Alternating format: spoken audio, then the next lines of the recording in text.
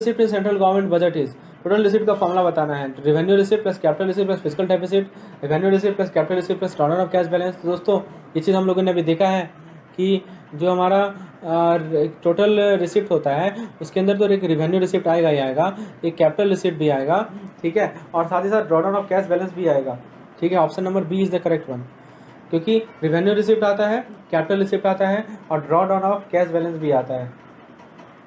ये तीनों मिलके हमें देता है total receipt, revenue receipt plus capital receipt plus draw down of cash balance. Question number 2 है which of the following is not a part of revenue receipt in budget. अब बताइए revenue receipt का पार्ट कौन सा नहीं है। Revenue receipt के बारे में मैंने आपको क्या बताया था, पहले आप याद कीजिए। रेवेन्यू रिसिप्ट के बारे में मैंने आपको बताया था कि वैसा रिसिप्ट होता है जो कि ना ही लायबिलिटी क्रिएट करेगा और ना ही एसेट को घटाएगा, ठीक है। तो इसका सोर्स मैंने बताया था टैक्स रेवेन्यू रिसिप्ट और नॉन टैक्स रेवेन्यू रिसिप्ट, आप रिकॉल कीजिए। पहला है इनकम टैक्स, दूसरा एक्सटर्नल रेफरेंस, तीसरा है डिविडेंड रिसिप्ट, चौथा है एक्सटर्नल ग्रांट। बताइए इनकम टैक्स जो है वो ग्रॉस टैक्स रेवेन्यू का पार्ट है, बिल्कुल सही। जो हमारा एक्सटर्नल असिस्टेंस है ये नहीं है। डिविडेंड रिसिप्ट, तो डिविडेंड जो है वो हमारा नॉन टैक्स रिसिप्ट का पार्ट है और हमारा एक्सटर्नल ग्रांट वो भी हमारा नॉन टैक्स रिसिप्ट का पार्ट है। लेकिन जो एक्सटर्नल असिस्टेंस है, external assistance that is not that is neither a part of our tax receipt not non tax receipt. तो answer will be option number B. चलिए आगे देखते हैं। Receipt in budget can be capital or revenue, which of the following is a capital receipt. तो receipt जो है या तो कैपिटल होगा या रेवेन्यू होगा, तो इनमें से कौन सा हमारा कैपिटल रिसिप्ट था। तो फ्रेंड्स आप देखिए ऑप्शन को देखिए, आंसर तो आपको पता ही होगा कि वैसा रिसिप्ट जो कि हमारा लायबिलिटीज और ऐसे लायबिलिटी को ही बढ़ा दे और एसेट को रिड्यूस कर दे वो हमारा होता है कैपिटल रिसिप्ट, और जो नहीं इफेक्ट करे वो होता है हमारा revenue receipt. Loan recoveries, provident fund deposit, grants, ठीक है, इनमें से कौन सा कैपिटल रिसिप्ट है। तो कैपिटल रिसिप्ट के बारे में मैंने आपको क्या बताया कि वैसा रिसिप्ट जिसका लॉन्ग टर्म जिसके कारण हमारा एसेट भी नहीं घटे,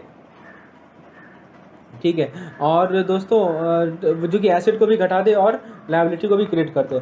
और इसके अंदर हमारा आता है नॉन डेट रिसिप्ट और debt receipt. Non debt receipt में क्या बताया था मैंने आपको कि जो कि हमारा फ्यूचर रिपेमेंट बर्डन को नहीं कैरी करे, और डेट में क्या होता है फ्यूचर तुरंत रिपेमेंट होता है। तो फ्रेंड्स लोन रिकवरीज हुआ, प्रोविडेंट फंड डिपॉजिट ग्रांट हुआ, प्रोविडेंट फंड डिपॉजिट हुआ और ग्रांट हुआ। तो इनमें से कौन सा हमारा कैपिटल रिसिप्ट है। तो रिकवरीज ऑफ लोन तो है आपका, क्योंकि ये आपका जो है नॉन डेप्ट का पार्ट है, ठीक है। प्रोविडेंट फंड डिपॉजिट और तीसरा है हमारा ग्रांट्स, और उस बेसिस पे हमें सेलेक्ट करना है। तो दोस्तों ग्रांट्स का जहाँ तक बात है तो ग्रांट्स जो है हमारा कैपिटल रिसिप्ट का पार्ट नहीं है,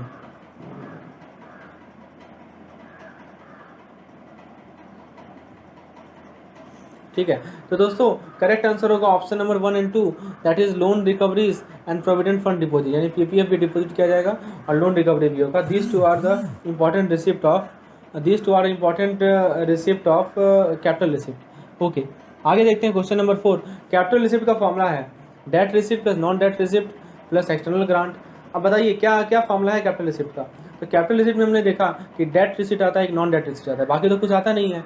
तो option number D is the correct one, ठीक है। एक डेप्ट आएगा और एक क्या आएगा नॉन डेप्ट आएगा। नेक्स्ट क्वेश्चन है नेट टैक्स रेवेन्यू का फॉर्मूला है। तो नेट टैक्स रेवेन्यू में क्या आता है आपका gross tax revenue minus national calamity contingency duty transfer, तो ये एनसीसीएफ में जो ट्रांसफर होता है माइनस स्टेट शेयर। तो यहाँ है प्लस स्टेट शेयर, ये तो होगा नहीं, ये भी प्लस ये भी होगा नहीं। बचा ऑप्शन ए और सी, क्या अंतर है बताइए। यहाँ देखिए प्लस दे दिया, ये भी गलत है, ठीक है। यहाँ माइनस होगा, तो ऑप्शन नंबर ए करेक्ट है इसका, ठीक है दोस्तों। तो आप देखिए क्वेश्चन से आपको फॉर्मूला भी याद हो रहा है। आगे देखते हैं find out the non plan expenditure out of the following.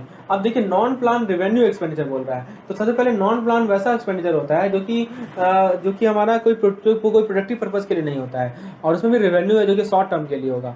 तो देखिए लोन वोन जो होता है ना वो तो नॉन प्लान एक्सपेंडिचर है, लेकिन वो कैपिटल एक्सपेंडिचर है, वो हमारा रेवेन्यू एक्सपेंडिचर नहीं है। क्योंकि लोन जो होता है वो लास्ट टर्म के लिए दिया जाता है, चाहे वो स्टेट को हो, चाहे वो सेंट्रल, चाहे वो किसी भी आपका पब्लिक इंटरप्राइज को हो या आप किसी यूनिट टेरिटरी को। तो जो भी लोन दिखे आपको तो आप समझ जाइए कि वो नॉन प्लान एक्सपेंडिचर है, लेकिन वो कैपिटल एक्सपेंडिचर में होगा। तो दिस इज रॉन्ग, ठीक है। उसके बाद interest payment and pre payment payment ये तो हो सकता है हमारा, फिर देखिए यहाँ लोन लिखा है, ये भी नहीं होगा, फिर यहाँ भी लोन लिखा है, ये भी नहीं होगा। तो दोस्तों ऑप्शन नंबर बी हमारा करेक्ट आंसर है इस क्वेश्चन का, ठीक है। सो ऑप्शन क्वेश्चन नंबर 6 का ऑप्शन नंबर बी हमारा क्या है, करेक्ट है। क्वेश्चन नंबर 7 देखते हैं, विच of the following is not a part of non plan revenue expenditure. फिर से देखिए नॉन प्लान रेवेन्यू एक्सपेंडिचर लिखा है, जो नहीं है। तो फिर से देखिए लोन यहाँ लिखा हुआ है, लोन किसी को भी मिलेगा तो वो कैपिटल रेवेन्यू एक्सपेंडिचर का पार्ट होगा। सब्सिडी असिस्टेंट और पोस्टल डेफिसिट जो है वो हमारा रेवेन्यू एक्सपेंडिचर का पार्ट है, ठीक है। लेकिन जो लोन है वो नहीं है। So option number C will be the correct one, ठीक है। नेक्स्ट क्वेश्चन देखते हैं, the expenditure in India are is classified as capital and revenue, which of the following is और रेवेन्यू रिसीव्ड एक्सपेंडिचर। तो रेवेन्यू एक्सपेंडिचर कौन सा है बताइए। तो एक तो हम लोगों ने देखा इंटरेस्ट पेमेंट ऑन डेप्ट, loan granted by central government, जैसा सब्सिडीज, तो सब्सिडीज होगा, लेकिन जो लोन ग्रांटेड है वो हमारा कैपिटल का पार्ट है। इंटरेस्ट पेमेंट ऑन डेप्ट हो सकता है। तो 1 और 3 ऑप्शन नंबर, यानी ऑप्शन नंबर बी करेक्ट है। तो चीज़ आपको क्लियर हो रही है, किस बेसिस पे मैं अब आपको बता रहा हूँ, ठीक है। चलिए अब एक हमारे सामने केस स्टडीज़ है। तो आइए दोस्तों केस स्टडी को सॉल्व करते हैं अच्छे तरीके से। देखिए केस स्टडी को सॉल्व करेंगे ना हम लोग तो हमारा कंसेप्ट एकदम क्रिस्टल क्लियर हो जाएगा। आइए दोस्तों, तो जितने भी केस स्टडीज़ हैं सभी के सभी में हम लोग कुछ फॉर्मूले को अप्लाई करेंगे, और जो फॉर्मूला हम लोगों ने ऑलरेडी पढ़ रखा है।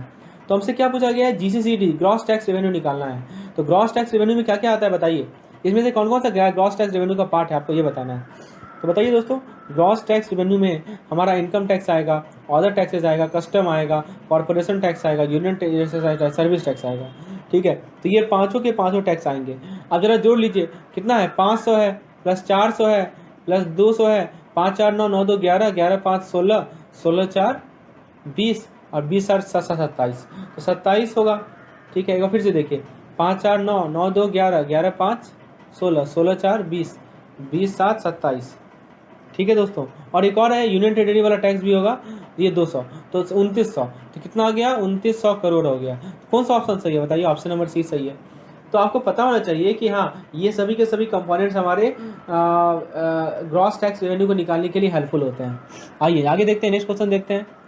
फिर से देखिए हमारे सामने डाटा दिया गया है। अब यहाँ नेट टैक्स रेवेन्यू निकालने का आ गया है। क्या निकालने का आ गया है, net tax revenue.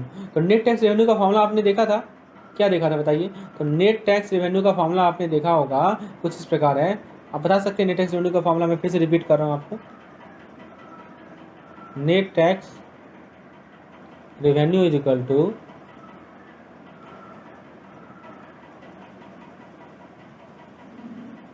Gross tax revenue minus, gross tax revenue में से क्या माइनस कीजिएगा बताइए, ताकि नेट टैक्स रेवेन्यू निकले। तो ग्रॉस टैक्स रेवेन्यू में से आप जो एनसीसीडी को पैसा ट्रांसफर हुआ है वो माइनस कर दीजिए, ठीक है। हम लोग बात कर रहे हैं नेट टैक्स रेवेन्यू की।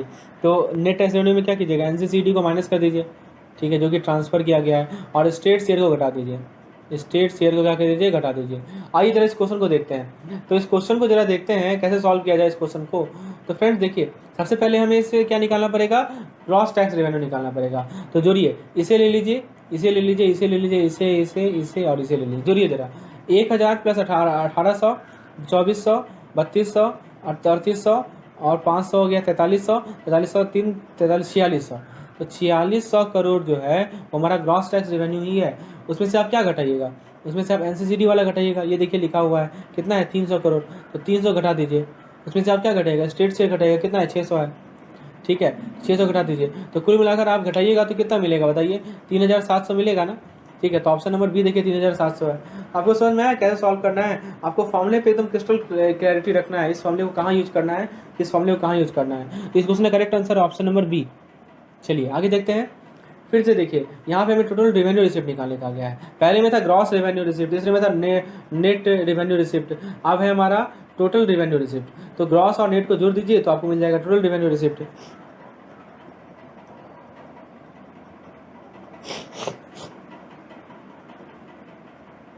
देखिए दोस्तों, ग्रॉस टैक्स रेवेन्यू था और नेट टैक्स रेवेन्यू था, ठीक है। इसके अलावा जो हमारा नॉन टैक्स रिसिप्ट है वो निकालना पड़ेगा यहाँ पे हमें। तो नॉन टैक्स रिसिप्ट में क्या क्या आता है बताइए। तो नॉन टैक्स रिसिप्ट में हमारा आता है,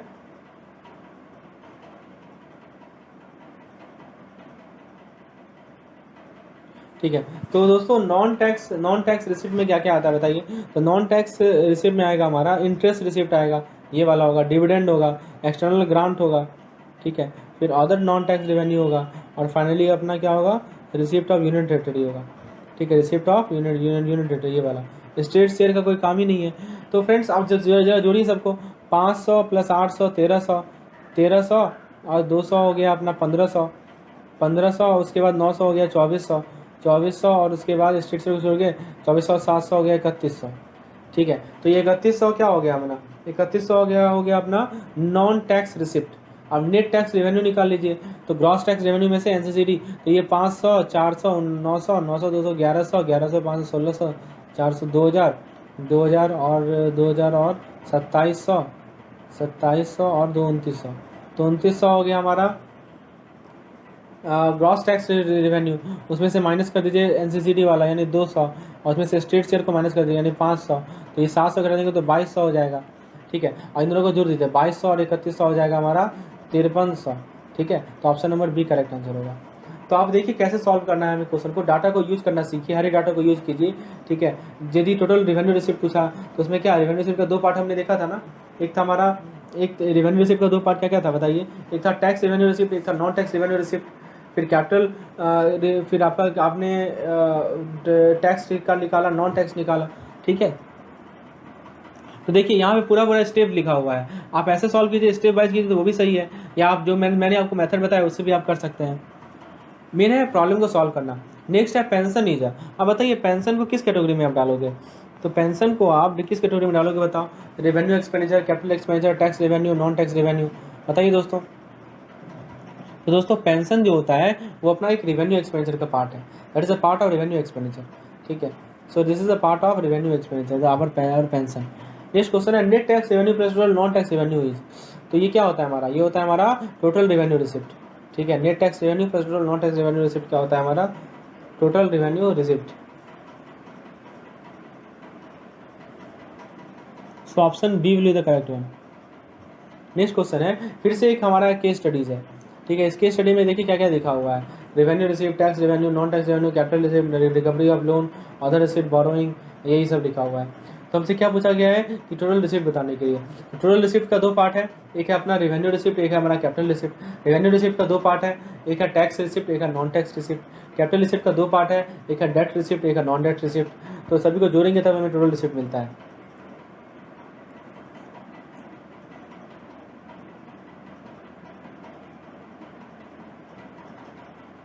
तो टोटल रिसिप्ट निकालने के लिए अब क्या करना है, रेवेन्यू रिसिप्ट लेना है और कैपिटल रिसिप्ट लेना है। तो रेवेन्यू रिसिप्ट कितना है अपना बताइए, तो रेवेन्यू रिसिप्ट देखिए क्वेश्चन में दे रखा है हमें, रेवेन्यू रिसिप्ट हमें कितना दे रखा है बताइए, ये देखिए 13,74,203, और कैपिटल रिसिप्ट कितना दे रखा है 6,09,91। इन दोनों को जोड़ दीजिए तो आपको मिल जाएगा टोटल रिसिप्ट। रेवेन्यू और कैपिटल क्वेश्चन में दिया हुआ है, इसलिए कोई दिक्कत वाली बात नहीं है। आगे देखते हैं, नेक्स्ट क्वेश्चन है 15, टोटल एक्सपेंडिचर निकालना है। तो एक्सपेंडिचर निकालने के लिए भी आपको क्या करना है, नॉन प्लान और प्लान एक्सपेंडिचर लेना पड़ेगा। तो देखिए तो दिया है क्या, नॉन प्लान और प्लान एक्सपेंडिचर। तो दोस्तों एक्सपेंडिचर निकालने के लिए आपको फॉर्मूले को अप्लाई करना पड़ेगा। ठीक है, तो इसे देखते हैं कैसे सॉल्व किया जाए क्वेश्चन नंबर 15 को।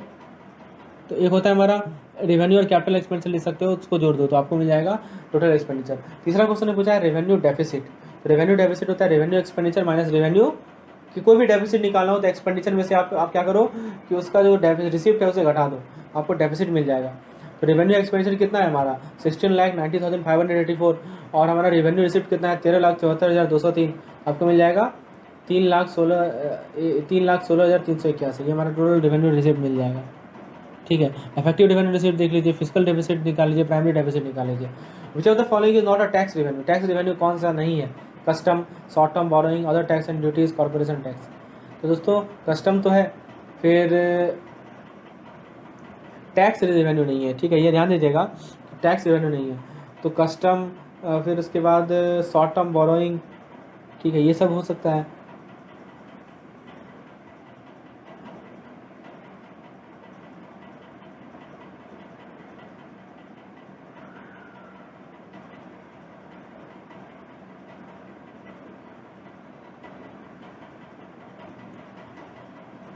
तो which the following not a tax revenue, तो custom, short term revenue, other tax and corporation tax.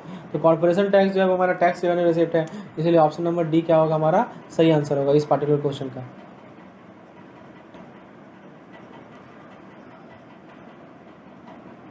Friends आगे का क्वेश्चन 21 से लेकर 43 क्वेश्चन हम लोग नेक्स्ट वीडियो में डिस्कस करेंगे। होपफुली आपने लेसन को एंजॉय किया होगा, होपफुली आपको चीज़ें क्लियर हो रही होंगी। तो फ्रेंड्स एक लाइक जरूर कर दीजिएगा, चैनल को सब्सक्राइब कीजिए और मैक्सिमम से मैक्सिमम इसे शेयर कीजिए। ठीक है, आपको 3 काम करना है, तभी मैं आपको आपके लिए इस तरह का वीडियोस लेते हैं और लाता रहूँगा। आपको क्या करना है दोस्तों, चैनल को लाइक करना है, वीडियो को लाइक करना है, चैनल को सब्सक्राइब करना है और दोस्तों इसे शेयर भी करना है अपने लोगों के साथ। दोस्तों यदि आप चाहते हैं कि मेरे टेलीग्राम ग्रुप से जुड़ना, जहाँ पे मैं एमसीक्यू डेली बेसिस पे कंडक्ट करा रहा हूँ, तो नीचे व्हाट्सएप पे आपको एक लिंक मिलेगा, CAIB मेड सिंपल। आप सिंपली CAIIB मेड सिंपल लिख के सर्च करेंगे टेलीग्राम पे, तो आपको मेरे चैनल का लिंक मिलेगा, उसे ज्वाइन कर लीजिए, क्योंकि वहाँ पे मैं डेली बेसिस पे एमसीक्यूज़ करवा रहा हूँ, जिससे आपका प्रैक्टिस परफेक्ट रहे। तो होपफुली आपने लेसन एंजॉय किया होगा। आज के लिए इतना ही रहने देते हैं, धन्यवाद।